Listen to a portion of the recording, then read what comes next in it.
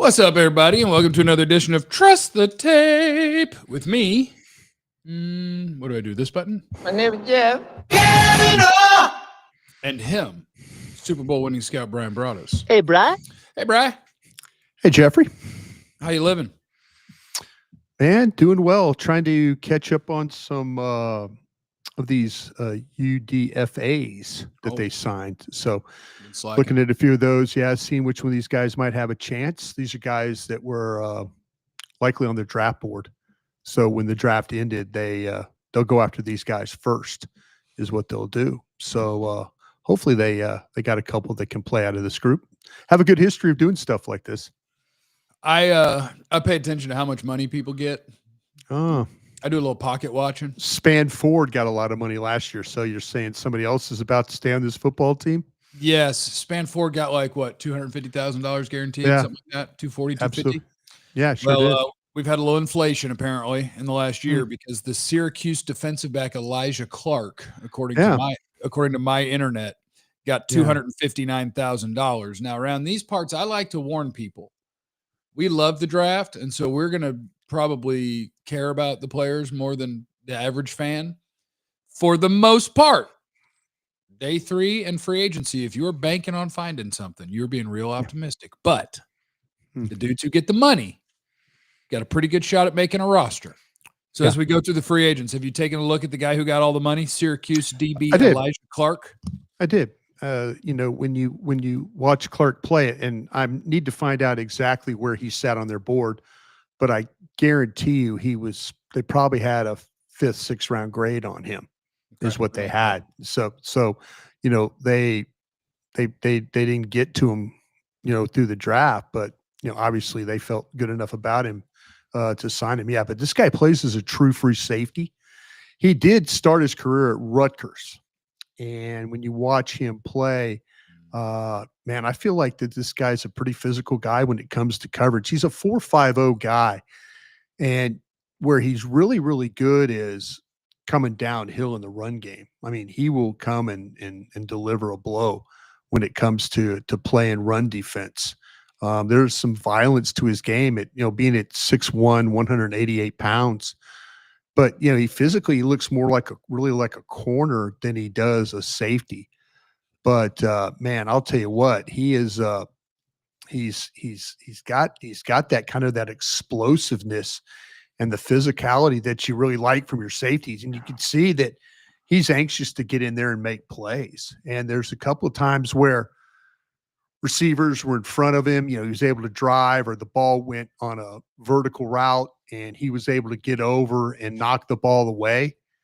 But man, I'll tell you what, the way, the range and the physicality, speed, those all things I could see why he would be on someone's draft board. And I could see exactly why Dallas, said, okay, well, we talked about, you and I talked about safety play and how it needed to improve.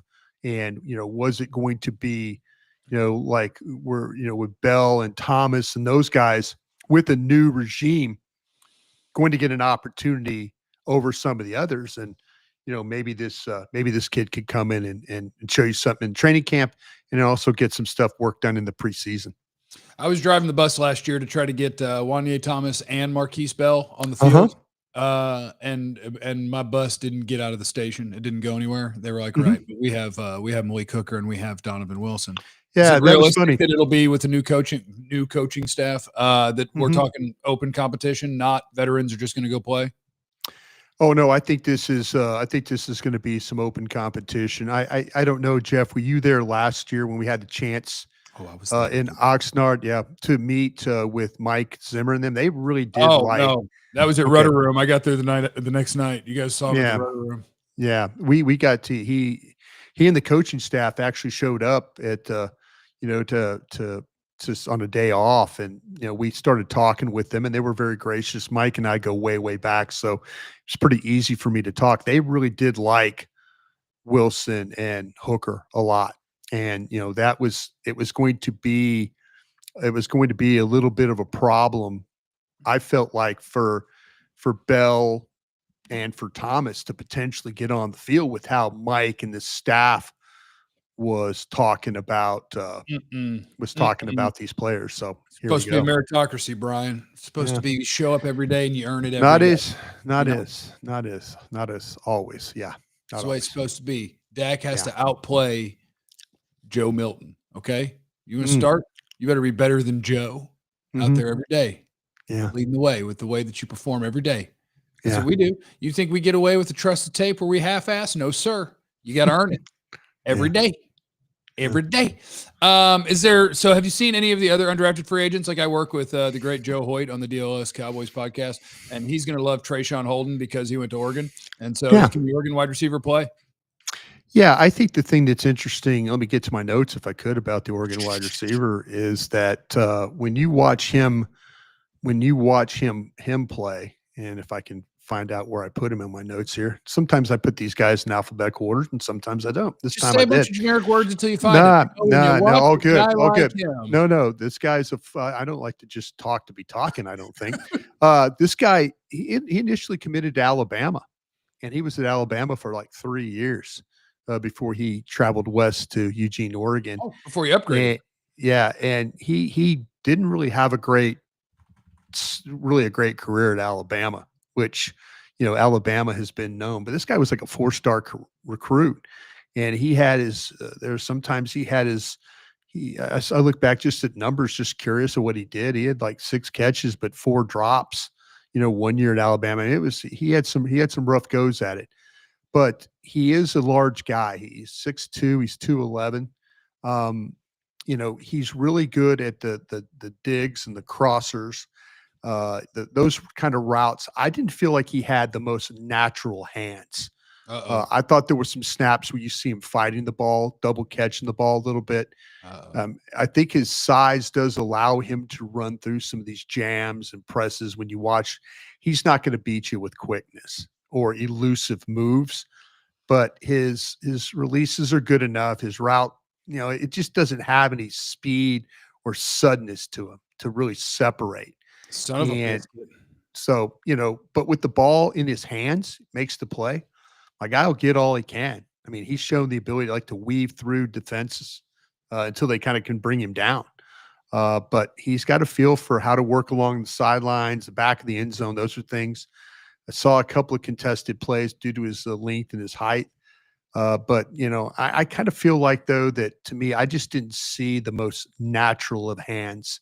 And, with your receiver there, I just felt like there were some, like I say, some of those double catch, not some body catching or anything like that, but really like the extension and just, plucking the football and moving on. But physically, he is a great looking kid, and his wide receiver coach is here, with the Cowboys. So, maybe that'll help him feel really comfortable about how he needs to make plays. Now that we're on into May, I have a question for you about a hot dog or a bun. Which one do you think it is? Now this is a hot dog bun. I think it's a hot dog too. When Jerry talked about they were working on I'm trying to pronounce the word substantive the way that he substantive trades. Yeah, he said he was working on a couple of them right there that they were trying to get done before the draft. Well, the draft's over, so they didn't get them done before the draft. Right. Are just our assumptions of positions they need? Do you think that is correct in what they were trying to do, and if they're still trying to do? And is there any chance we're going to get a different wide receiver too on this roster? Or are we rolling with what we got? No, I think they're going to keep trying. I need to ask. As of last week, they were still trying. It seemed like to me the AFC North name that was mentioned. I don't think it was Pickens. I think it was Bateman from Baltimore that they might have been working on. Well, so are they lying about wanting somebody who can run fast? Because I like Rashad Bateman, but as soon as you say Bateman, I was thinking, they're underneath. No, that's kind of where I was kind of wondering the same thing. I think that's why we were talking about Golden and people like that. But it was the thing with. We'll see how the whole thing with Amari Cooper shakes out. It seems like there's some genuine interest there, but when you talk to people over at the Cowboys, they will tell you like, hey, we're looking at a lot of wide receivers. So I'm like, oh, okay, well, that's cool. So did you tell them that doesn't help me? Did you tell them you're trying to snitch? You're trying to tell everybody what's happening. You need to know what's happening. I'm like, I know that my gang of 7 was telling me about Williams from the Lions. They were saying, "Hey, Jameson Williams, maybe you could send a 3rd-round pick to the Lions," and then the Lions are coming out and saying, "Oh no, man, we ain't trading this guy." Well, all these NFL teams are saying, "Hey, we might want to. You could call about Williams." So I don't know. Maybe the Lions weren't getting what they wanted. So it would. Like I say, they say they're hunting a guy. Now, it might turn into what's the best value for their guy. I mean, I think there's going to be some different layers of where Amari Cooper is, where Keenan Allen is, and then where maybe if you had to trade for a guy, where that is. Paris Campbell. Maybe Paris Campbell is your number 2 wide receiver, He's might be an optimistic Cowboy guy. People are talking about why would you draft a guard? They signed so many guards, and I'm like, then why are you guys talking about wide receiver? We signed Paris Campbell. You should be fired up about it. Yeah. So not undrafted, but nearly undrafted. The Clemson running back Phil Mafah, who was a Cowboys 2nd-round pick, who's like a 230-pound 7th-round pick. Yeah. Kind of fun to watch. Yeah. I go back to my prior statement. There's 2 7th-round guys that I have some optimism for, but I wonder, am I being too optimistic, or the fact that the Cowboys have had such an exodus over 2 years of talent without bringing people back in? Phil Mafah versus, is it Phil Mafah versus Miles Sanders? Is it Phil Mafah versus Javonte Williams? Like, I think Jaydon Blue has a role. He will be the Tony Pollard when you had Zeke, right? He'll be the other guy who's there to make big plays. Javonte Williams, I would imagine, is in the catbird seat, if you will, to be the hammer or the lead running back. Phil Mafah in the mix with him, or Phil Mafah in the mix to make a roster and push out Miles Sanders? What do you think with Phil? Which is a great name, by the way, Phil. Yeah, Phil Mafah. I think that Phil Mafah is probably competing with, my guess is he's competing with Sanders, is who I believe he would be competing with. Now, there was a time where Sanders was pretty darn good, and then you go to Carolina and you seem to kind of fall apart. Williams' injury at Denver, the knee and all that, that was really unfortunate for him. The thing that I really, really like about Williams is how well he catches the ball and how well he pass blocks. So I kind of wonder if that's, if like they're like, okay, we're going to need that kind of guy, because Blue is not going to be the best pass blocker. He's going to be a really good runner. He's going to be a really good catcher. He'll try to pass block. He's just a kind of little guy. Yeah, he's not. Just a kind of little guy. Yeah. So I think Sanders is the guy that I would kind of feel like that's the target right now. Okay, the other 7th-round pick, Toia, the defensive tackle. I preach in these draft streets to all of my people all the time about how hard it is to go from college football to the NFL when you're playing defensive tackle, when you're talking about just like controlling NFL real life offensive linemen versus beating up on college kids. It's hard. It's hard for nose tackles to go from college football to the NFL. And I think once you get to day 3, you're like, okay, now you're talking about a day 3 prospect, and it's hard to go from college football to the NFL. But I also thought that Toia was probably better than a 7th-round player. So any optimism that he can be the guy behind Mazy and actually play a bunch of NFL snaps this year? Oh, yeah. I think so. When you the wider you go on him, the harder it is for him to kind of make the play. Where Mazy is, we've seen him, whether it's the Giants game or the Eagles game or the Commanders games, those seem like the division opponents have been really productive games for Mazy Smith. We've seen Mazy get up the field, get in the backfield, play down the line, a little bit better range than what JT would have. So JT? Is that an official? I always call him JT because but I just, to me, he is at 342 pounds. He is going to be a problem. He's a problem to push. But how many downs do you get out of that? Where's the level of how many, if you get a team that's like, some of these teams are really smart. If they realize, they're not going to try and run the ball inside on Tampa Bay when Vita Vea is sitting there. They're not going to run the Kansas City, try and run the ball inside when Jones is sitting there. You know what I'm saying? Teams are not going to sit there. So we'll see with how this really plays out. If you watch those UCLA linebackers, boy, they were some clean runs. Those guys had some clean runs. Yeah, Schwesh crew, and the other guy. Yeah, they had some clean runs at this downhill game. So that part of it's positive.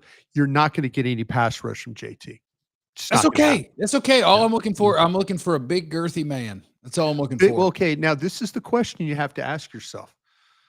How much, and I'm serious, how much does big girthy man play down in, down out? Is he a one down player? Is he? I mean, one, unless you, two, if it's 2nd and 4. Yeah, but if it's 2nd and 4, they probably ran the ball on you for 6 yards, and that's fine. Good. Do a better job this time. No, I think that you need more than one NFL nose tackle on your roster. Oh, no, you absolutely do. You absolutely do. I'm just saying, to me, and I thought this kid was like a 5th round player. I don't have a problem with this guy at all. I'm just telling folks that he's going to compete with Mazy. He's much bigger. Mazy at one time when he came out of college was 329 pounds. I don't think he's that anymore. Got to get the weight on that. But, you're talking about with JT is 342 pounds. Yep. He just doesn't have the range that and the really, really, really good one technique guys that play in this division have got some range to them. I mean, they've got some range. These guys are, you guys that, like I say, the guy up at the Giants, holy geez, big man, got a lot of range, can also rush the passer. Oh, so if you're, yeah. So if you're in that mode, this is a 342-pound man that, if the ball is going right at him, is going to help. If the ball goes a little wider than him, this could be a little bit of a struggle for him. I appreciate a reason. There's real quick, Jeff. There was a reason why that those guys like Harmon and Williams, all those guys went early in the draft, because they've got that ability to be big, to rush the passer, but to also have some range. We're talking about even with Collins from Texas. They were talking about him at 44, but there was a lot of medical things that you were dealing with that guy. But yeah, there's JT's further down the list, and he is a massive guy, and he will give you everything he has. But if you're expecting a pass rusher and a wide range zero technique, that's the best thing he does. Head up and play that. But if you're expecting a wide range one, there'd be a little problems there for you. No, I think what you're looking for is exactly what he is. You're just looking for a giant man to stay there. Don't get pushed. Don't get moved, because we're probably going to be a little bit light at some other spots. Mike is going to be a little bit light on his edge. When Ezeiruaku is out there playing the edge, he'll be a little bit light on his edge. Yeah. Fowler did a better job. Fowler did a better job of playing the run with the Commanders than he had previously with the Cowboys and other stops he's made along the way. I did want to shout out Robert, because I like a good optimistic Cowboys fan. Mazy haters are going to look silly after this season. I tell you what, I hope so, my friend. I hope that every Cowboy becomes incredible, and that anybody who doubted any of them looks silly. Yeah. If Mazy's a great player, that would be really good for your football team. I don't know what evidence you have that makes you believe that he's going to be a great player, but I dig optimism. Well, to me, this is just my hope. My hope is that the guy who played within the division and was able to stack play after play after play, that's my hope for Mazy Smith. But yeah, be useful. Just be exactly. I've definitely let go of be a dominant, be a great player.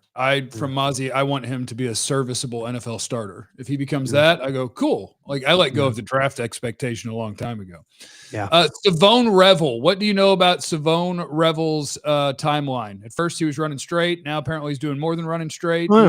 He's gonna beat Diggs back by a long shot, isn't he? He sure is. Sure is. Yeah. There was Dr. Cooper, as we've talked about a bunch here on our platform. Dr. Cooper, the Cowboys doctor, did the surgery. Dr. Cooper is one of the best knee doctors in the country. And a lot of NFL players, a lot of other athletes go to Dr. Cooper to get fixed.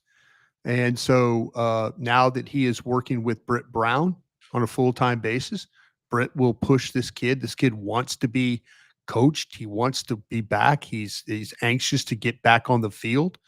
And they understand they understand how important it is to get him back on the field. So I think everything are very, very positive. Like I said, the fact that the best thing that happened, in my opinion, because I worked with Britt Brown for 14 years. He ever cut you out? Ever tell you to get your stuff together? Yeah. No. Oh, yeah. Absolutely did. Absolutely did. He bring you out there 6 a.m. Damn it, Bryan. I've had about enough. I told him, I saw him one time yell at Parcells. I saw him, like Bill was like yelling at him about something on the field. And Britt looked at him and goes, "Where'd you get your training degree from?" He goes, "Excuse me?" He goes, "Where'd you get your training degree from?" And Bill said, "I don't have one." He goes, "Exactly." So from that point on, Bill loved Britt Brown. He really did. So yeah, listen, hey, it's funny, you get to see those low marks for training staff and all that. They're just understaffed there. They've got the facility, they've got the guys and gals that can help. They just don't have, like other teams have, a lot of those guys. But if this kid, I'm telling you, he couldn't have gone to a better situation to get him rehab than the one he's in right now, because Britt will get him ready for training camp. He will make it a personal mission to make sure that kid's ready, because he knows how important, he knows where Diggs' situation is. And we've even had Jerry Jones call out Diggs about it, So, I think Britt Brown was ready for Diggs to step up, but maybe it was a little bit too late. So a guy who did my knee surgery number 789, I wish I'd had him for 1 through 6, might still have a knee, but it was Soria, the former Mavericks team doctor. And with Cooper doing all the NFL ones, Cooper get me in, take a peek at me. Does Cooper deal with normal humans, or is he? He deals with normal humans. Yeah. He's not too busy. He's busy, but he'll know who you are. I'm sure he does. You think we can get me in with Dr. Cooper? Give it a go. Dan Cooper's a great guy, man. He is a great Dan Cooper. Cooper. Man, he is a big-time surgein, man. Dude, I'm getting in here. I'm going to see if I can get in here. I'm going to take a shot at getting in with Dr. Cooper. Yeah, but, you need Diggs to be diligent about his work. And I think there was some talk that maybe that Al Harris coddled the player. Al Harris is no longer here. So hopefully the player now is more diligent. So if he's going to get back before Diggs, it's going to be really interesting to watch this play out, right? Because if Savone Revel is ready before Trayvon Diggs, and that means that he's probably stepping onto the field and starting for this team unless somebody really surprises you. When Trayvon Diggs is ready to go, in theory, he would step on and be a starter, but is it possible that doesn't happen? It's possible. I think that, you're probably talking, we'll see what they do with the guy they traded for from the Buffalo Bills. Elam, yeah. Elam might be a possibility there. You got Izzy still in the mix. You've got Carson, who, man, if you want to talk about disappointment, watching Carson this time last year playing at Wake Forest, I was encouraged that he could be a guy that could come in here, but he got hurt. He lost confidence. He was not good. And so my hope is that maybe the new staff he could find it and he could stay healthy. Because if he was, when you watched him play at Wake Forest, he played above where he was drafted. I think 5th round. He's played above that at times. He didn't play like that for the Cowboys. No, we got excited at training camp is when we should have realized the Cowboys receivers may not be very good, because Kalen Carson could really cover them. It was when you had to cover other teams' receivers that things changed. A little bit of a problem, yeah. Yeah, so it turned out that the Cowboys wide receiver corps maybe not the absolute best. Yeah. All right, Bryan, I'm going to go see if I can't figure out how to get in to see Dr. Dan Cooper. I'm going to see if he can't get me all squared away. And then next year at this time, if they still need a wide receiver too, I feel like I can maybe give him a shot. I tell you what, man, Dr. Cooper he's one of the best in the country. I think there's a guy named Andrews down there in Alabama that's really good. Dr. McKenzie up in Green Bay is really, really good. And Dan Cooper, I think he did 5 of the drafted players sneeze this year in the draft. So he's one of those guys that you show up on his doorstep, he'll put you back together again.